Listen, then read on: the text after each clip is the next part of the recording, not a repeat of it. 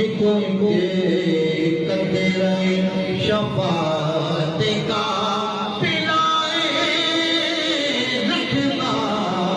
जैसा कि दस इन्होंने लिखा है, अल्लाह करे हम सबको हुजूर की शफाअत के कई जाम नसीब हो। मुझको करते रहे शफाअत का पिलाए रखना। तेरी जुल्फों को मैं रहमत की घटाए मानो।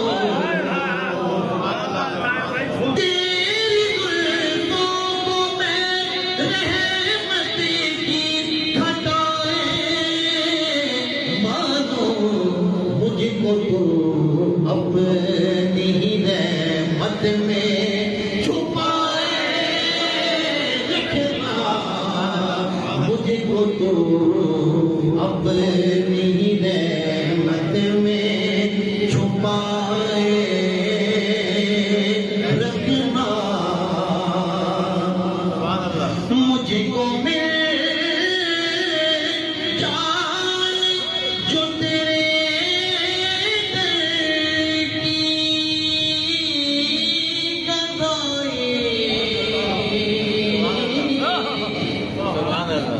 मुझको मिल जाए जो तेरे दरे की गदाई।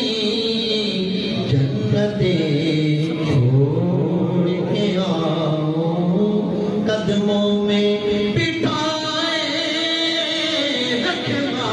और ये हकीकत है, हुजूर की कदमों से बड़ी कौन सी जगह है। छोड़ कर आओ कदमों में बिठाए रखना।